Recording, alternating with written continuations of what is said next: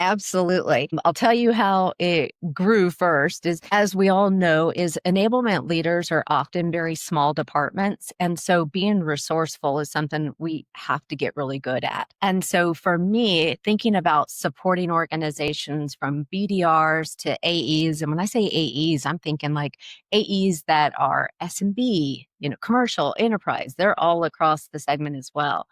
And then there's account managers, customer success. So there is this array of support that we have to do. And oftentimes, we are said, it's just told to us, hey, this is what you need to go in and do. And so for me, I wanted to think about how do I support so many people being such a small organization? And that was why I started building AISOS is okay, what if I created an agent that could build curriculum for me?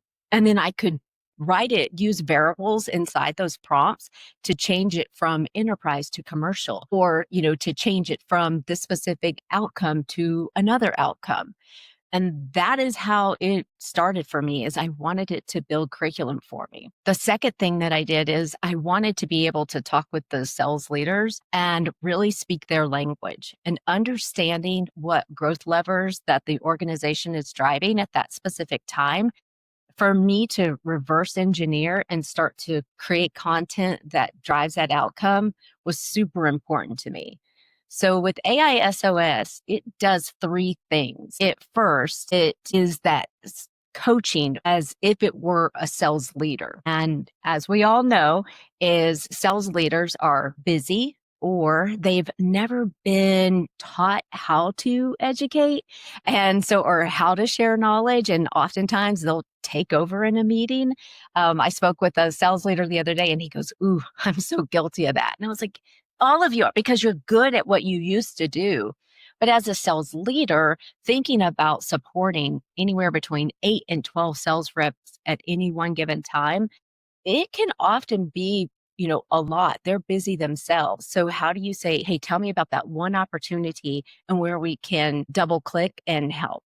So that's the first thing and we can talk a little bit more about that if you want, but that's the first thing that AISOS was designed to do is to be that sales coach, arrive when the seller needs it, and be very contextual. The second thing that it was designed to do is actually be the enablement. So a lot of people think about enablement maybe just from an onboarding perspective, but this enablement would be like, oh, there's new product positioning that's coming out. There's a change in our verticals, things like that. So the AISOS can be trained on that information that's needed so that all sellers could get in there and kind of get that information that they need. And then the third thing, which I think has gotten the most attention, is the fact that it does analysis. So, we can take that, we can do a pipeline analysis, gather different builds in Salesforce, and then say, what is this data telling us? Like, what's the reality? And I think that's the post that got the most traction. So the AOS does those three things.